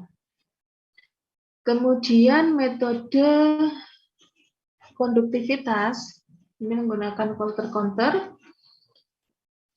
Kalau ini otomatis alatnya jadi akan lebih cepat dalam menghitung partikel, itu bisa per detiknya sampai 4.000 partikel dan langsung keluar hasilnya, rata-ratanya, distribusi ukuran partikelnya, indeks polidispersitasnya itu bisa langsung keluar karena diolah dengan komputer, dihubungkan dengan komputer. Prosedurnya untuk metode konduktivitas kita menyiapkan tabung. Di sini serbuk atau partikel yang akan diukur, serbuknya didispersikan dalam medium elektrolit, ya, karena metodenya kan tadi konduktivitas listrik. Nah, ini elektrolit ini kan bisa sebagai konduktor karena kaya akan spesies ion, ya, jadi memiliki kapasitas konduktor yang baik, konduktivitas listrik yang baik. Kemudian di sini ada tabung lagi satu yang isinya hanya elektrolit, kemudian ada celah kecil di sini. Nah, di sini nanti ketika alatnya itu dijalankan ada elektroda bermuatan negatif yang dimasukkan dalam medium yang ada sampel partikelnya, kemudian elektroda positif dicelupkan dalam tabung yang lain yang tidak mengandung serbuk. Ketika alat dijalankan, maka lalu lintas yang melewati celah ini, kalau tidak ada partikel ya elektrolit yang lewat. Tapi kalau ada suatu saat ada partikel yang lewat ke celah ini, maka akan menghambat arus, ya, akan ada tahanan arus akibat elektrolitnya tergantikan oleh partikel. Nah, seberapa besar tahanan yang ditimbulkan itu nanti akan diamplifikasi dan direkam oleh alatnya sebagai suatu volume. Semakin besar tahanannya, volume partikelnya itu tinggi. Kalau tahanannya itu kecil, berarti partikel yang lewat volumenya kecil. Cuma akan langsung masuk langsung direkod di dalam komputer, ini direkam dan akan banyak sekali berarti yang bisa terekam, ya. Semua yang lewat ke sini bisa terekam, kemudian bisa dihitung rata-rata volumenya, diameter volumenya, kemudian polydispersity index dan distribusi ukuran partikelnya. Namun kekurangannya ya di sini alatnya mahal, sebenarnya. Kemudian kita lanjutkan ke sifat turunan dari suatu serbuk atau partikel. Sini ada densitas, ada porositas, packing arrangement, Balkines, kemudian flow properties. Densitas sudah adik-adik praktikumkan juga, mengevaluasi densitas itu seperti apa, menggunakan piktometer juga sudah bisa, ya, tidak ada masalah. Di sini saya hanya mengulang saja bahwa densitas itu adalah massa dibagi volume, ya.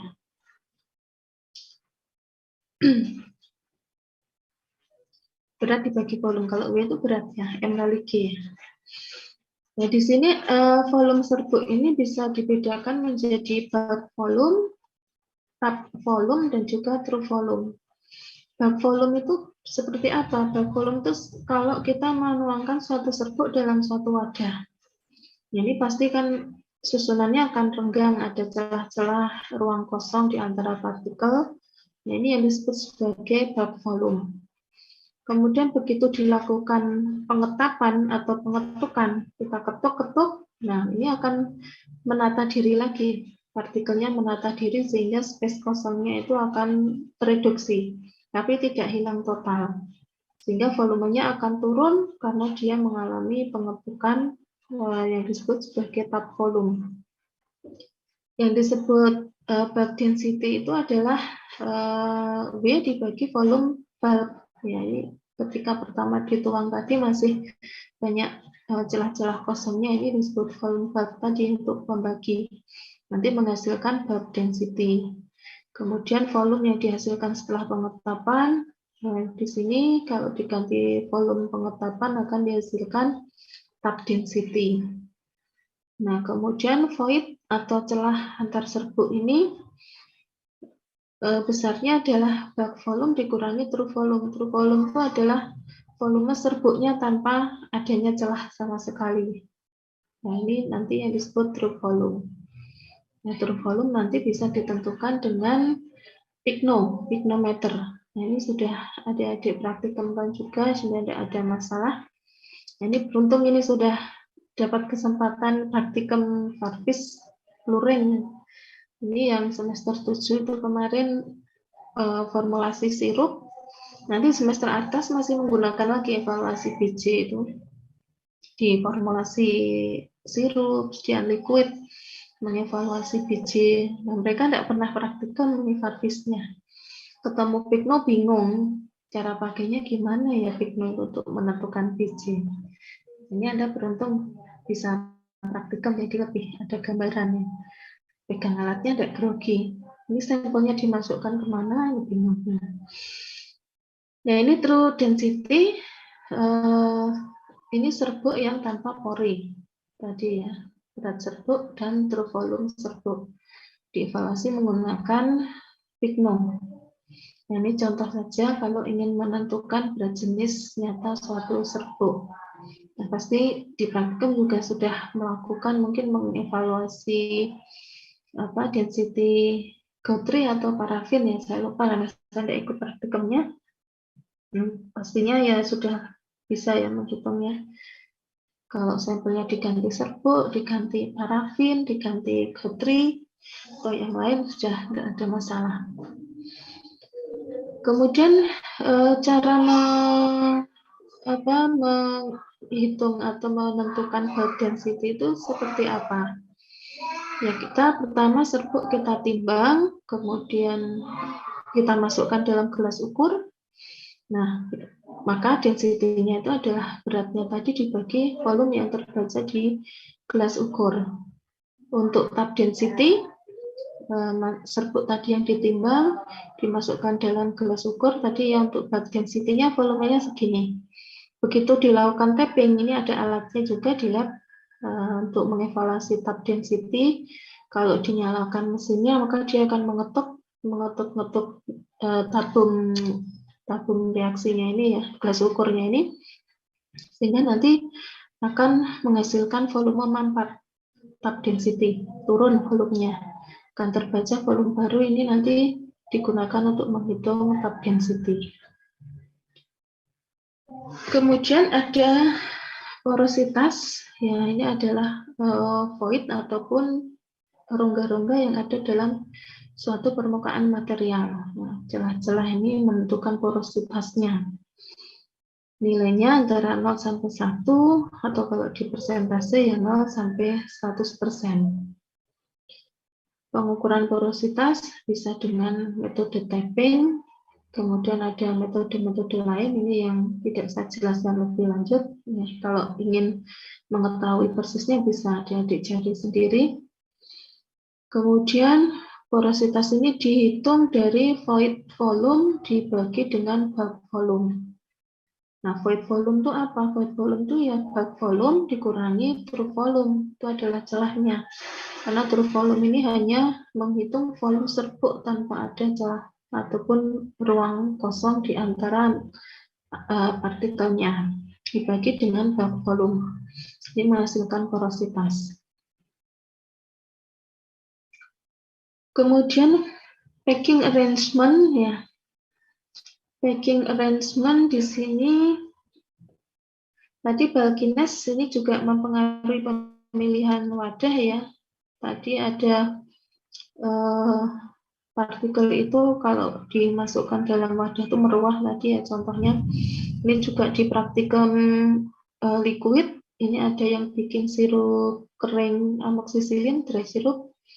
Itu ada yang pakai pemanisnya itu menggunakan sukrosa, itu menghasilkan serbuk yang meruah sekali ya, satu botol penuh. Padahal nanti kan sama pasien kalau mau dipakai harus direkonstitusi lagi dengan air. Itu serbuknya aja sudah satu botol penuh. Nah, ini karena sifat dari sukrosanya itu meruah, bulky ya. Berbeda dengan yang formulasi dry sirupnya itu pakai pemanisnya aspartam ataupun siklamat ya, ada yang pakai siklamat, ada aspartam, ada yang pakai sakarin. Ini kan gula-gula sintetis yang manisnya berkali-kali lipat dari sukrosa. Hanya butuh kecil saja jumlahnya, sehingga serbuk dry sirupnya itu ya cuma sepertiga botol, ya itu ideal ya, sepertiga botol, karena nanti masih mau ditambah air lagi untuk disuspensikan ketika diserahkan ke pasien. Maka ini karakteristik serbuk yang meruah, bulky, kemudian packing arrangement-nya itu mempengaruhi pemilihan wadah atau kontainer.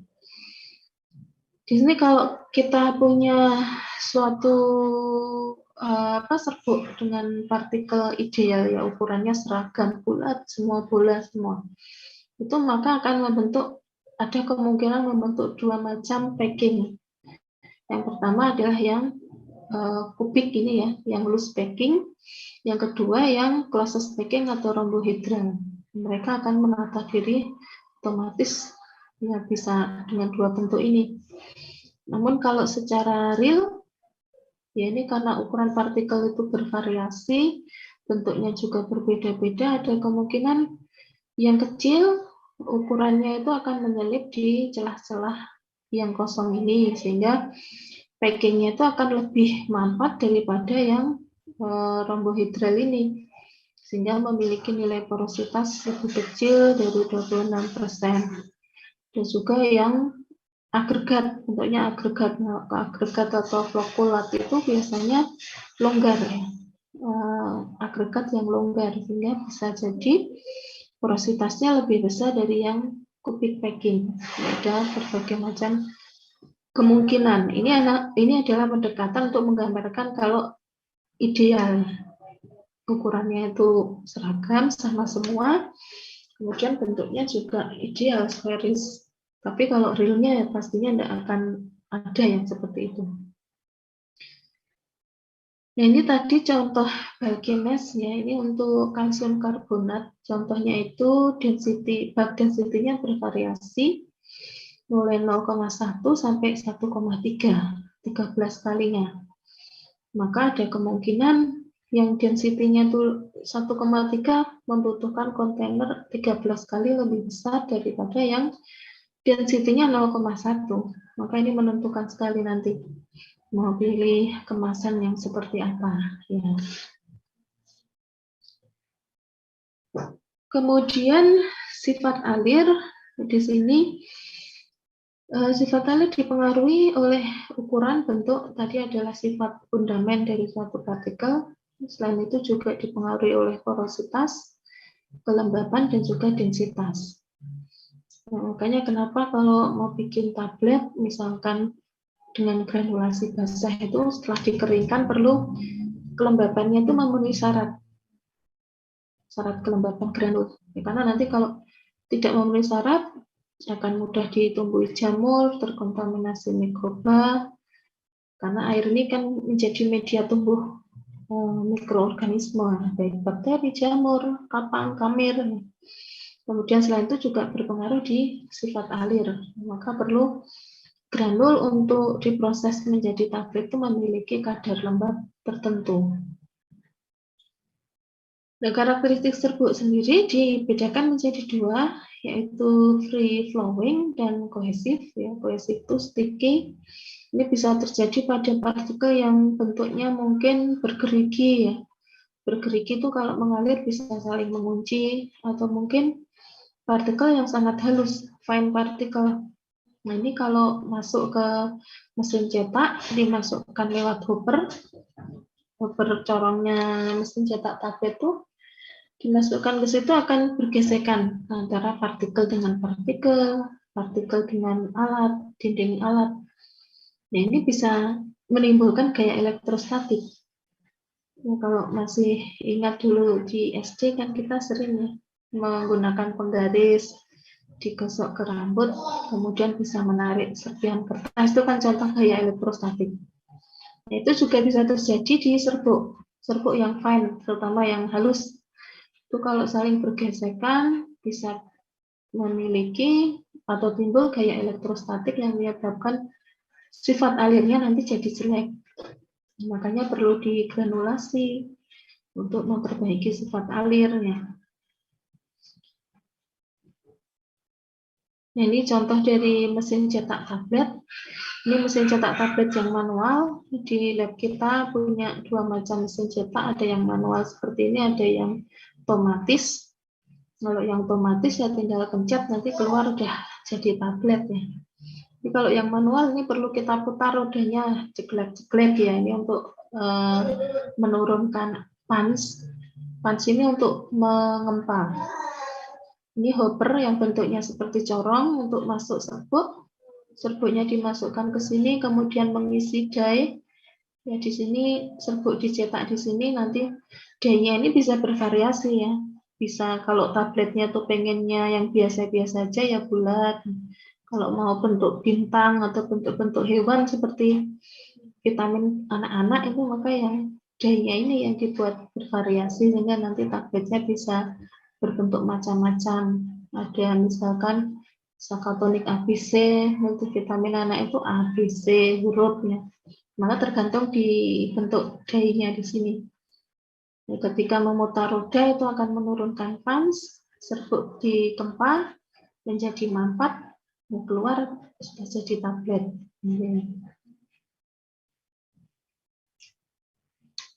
Kemudian sifat alir ini bisa dievaluasi menggunakan Car Index, Wöchner ratio, dan juga Sudodian.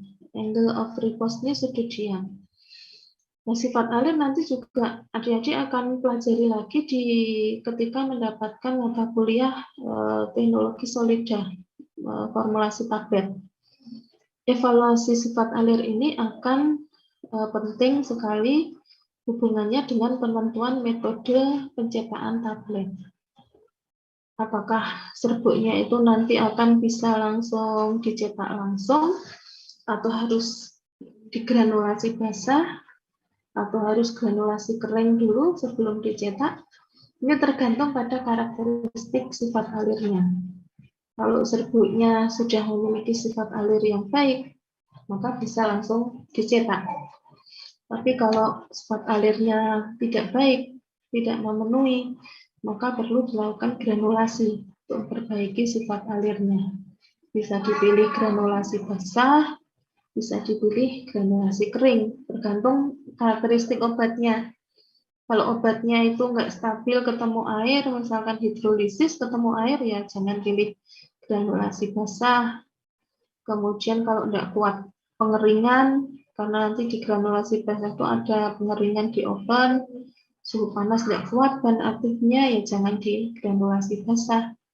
Nanti ada beberapa pertimbangan untuk memilih prosesnya itu yang mana. Nah, di sini untuk Car Index itu adalah sama dengan menghitung tap density. Nih, Car index itu top density dikurangi bulk density dibagi bulk density, maka akan ketemu persen car index yang kemudian kita cocokkan dengan kriteria. Sifat alir yang baik itu kalau car index-nya lebih kecil dari 15%. Kemudian Hausner ratio, ini top density dibagi bulk density. Nilai sifat alir yang baik, Hausner ratio-nya lebih kecil 1,25. Kalau lebih besar 1,5 ini maka sifat alirnya kurang baik. Kemudian ada sudut diam. Sudut diam ini kita evaluasi dengan cara dengan menggunakan alat flowability tester. Oh, ya. Itu bentuknya seperti corong yang ujungnya bisa kita buka. Ketika serbuk dimasukkan ke corong, kemudian kita buka tutupnya, maka serbuk akan jatuh membentuk piramid atau membentuk gundukan serbuk ya. Piramid seperti ini yang bisa kita evaluasi apakah sifat alirnya itu baik atau tidak itu dari sudut diamnya. Nah, sudut diam bisa ditentukan dari tangen tinggi serbuk dibagi dengan jari-jari dari gundukan serbuk yang terbentuk akibat serbuk tadi dialirkan dari alat ya. Nah, H per R anti tangen berarti kita ketemu tetanya berapa. Baru kita cari, kita cocokkan dengan kriterianya. Sudut diam yang baik itu yang nilainya 35 derajat ke bawah, lebih kecil ya 35 derajat. Baru kalau karakteristik sifat alirnya itu tadi terpenuhi, dari car index, Hausner ratio, kemudian sudut diam, baru bisa ditentukan metode pencetakannya dengan cetak langsung.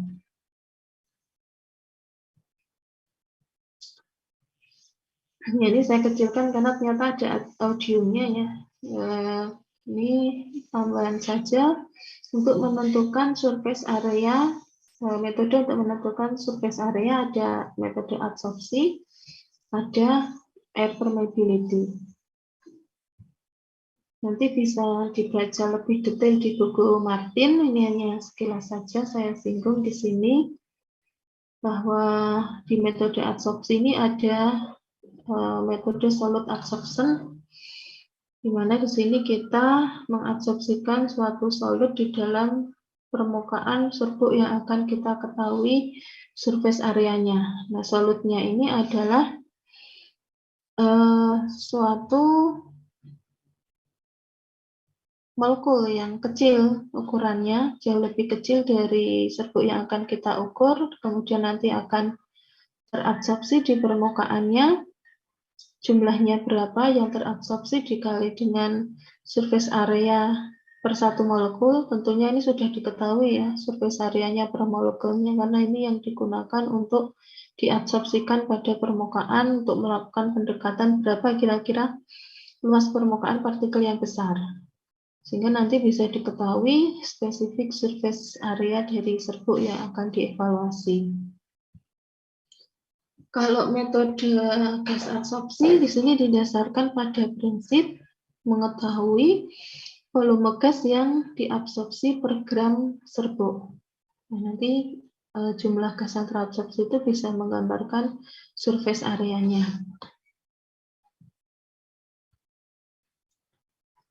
Kemudian kalau air permeability method di sini menggunakan prinsip adanya hambatan aliran air melalui serbuk yang akan dievaluasi. Itu serbuknya dimampatkan berapa hambatan udara itu yang terjadi akibat melewati serbuk yang kompak tadi, itu bisa menggambarkan atau proporsional dengan surface area dari serbuk.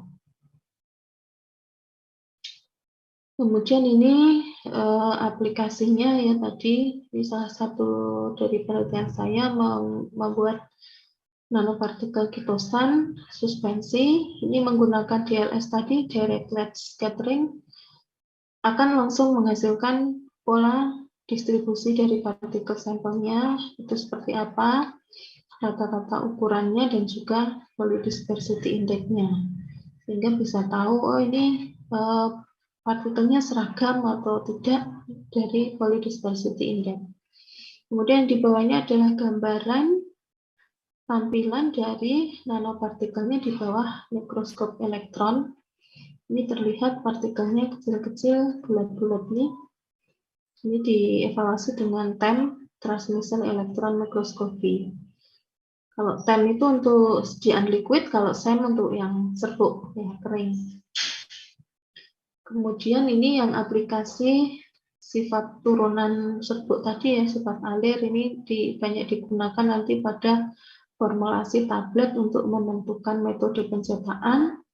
Ini pada tahap awal, pre-formulation, ini sering dievaluasi karakteristik dari campuran serbuknya, mulai dari bulk density, bulk density, compressibility index, untuk menentukan apakah campuran serbuknya nanti bisa diproses dengan cetak langsung atau tidak. Kemudian juga untuk evaluasi stabilitas suspensi, ya ini pada sediaan sistem dispersi, emulsi atau suspensi yang selesai dibuat itu kan dilakukan karakterisasi. Salah satunya adalah evaluasi ukuran partikel. Nah ini yang original habis dibuat dispersinya seragam. Kemudian setelah disimpan pada uji stabilitas, dievaluasi lagi ukurannya. Apakah partikelnya itu tumbuh atau tidak. Kalau partikelnya tumbuh ini bisa jadi indikasi terbentuknya flokul atau agregat.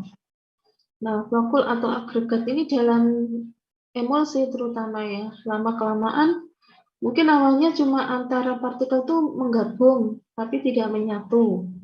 Tapi kalau di emulsi, kalau dibiarkan terus-menerus, ini bisa akhirnya menyatu, menyebabkan partikelnya itu tumbuh, ukurannya membesar.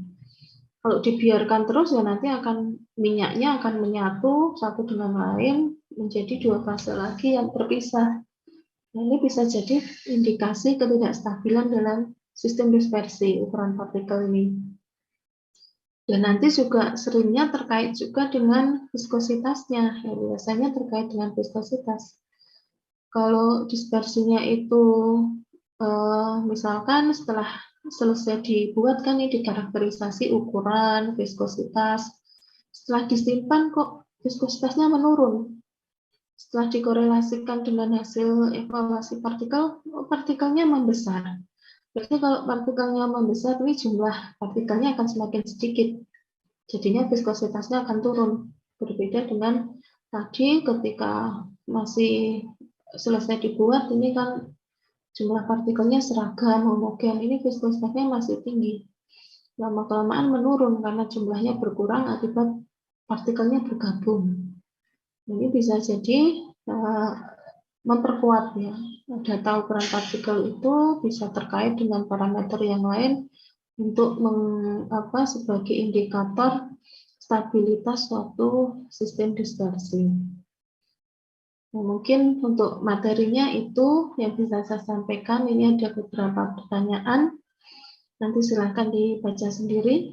Nah, ini karena saya mau absen dulu di kampus ya. Absennya luring ya. Semoga masih nutup waktunya ya. Kalau tidak nutup nanti saya minta tolong kontingnya untuk pemutihan. Sebelum saya tutup ini ada tugas. Ini belum saya upload di MMP. Insya Allah nanti saya upload. Ada LKM tentang materi mikromeritik ini. Nanti adik-adik menghitung ukuran partikel. Kemudian mengevaluasi beberapa sifat turunan serbuk seperti sifat alir, densitas, ya. Nanti dikerjakan berkelompok, diketik dan dikumpulkan di MMP dalam bentuk PDF. Ya. Baik adik-adik, mungkin itu yang bisa saya sampaikan sore ini. Mungkin sebelum saya tutup ada yang ingin disampaikan. Ya, Mas Bima Zen yang menyalakan video ya. Tidak apa-apa. Mungkin saya izin tanya satu pertanyaan, Bu. Ya, tidak apa-apa ya. Ini kan apa namanya, ada suatu pertanyaan bahwa salah satu diameter nilai tengah yang paling bermanfaat di bidang farmasi ini yaitu DVS atau diameter nilai tengah permukaan terbobot volume surface. Nah, itu kenapa ya, Bu? Kalau saya lihat di buku Martin, penjelasannya itu karena berbanding terbalik dengan luas permukaan spesifik atau SW-nya. Tapi cuma sampai di situ, nggak ada penjelasan lanjutnya. Nah, itu bagaimana ya, Bu? Kok bisa sangat berguna? Iya, iya. Ya, saya agak lupa juga karena nggak ngapu praktikumnya lama ya. Ya, mungkin nanti jawaban lebih tepatnya saya carikan lagi ya. Ya, saya baca lagi di Martin. Saya juga kalau itu belum apa ya, belum bisa menjawab sekarang itu ya. Ya, saya pending dulu, nanti saya bantu ya, saya carikan ya. Saya lupa dulu tahu jawabannya, sekarang lupa. Karena udah lama nggak ikut praktikumnya. Ya, ya. Ada lagi mungkin? Ya, maaf itu saya belum bisa menjawab sekarang ya.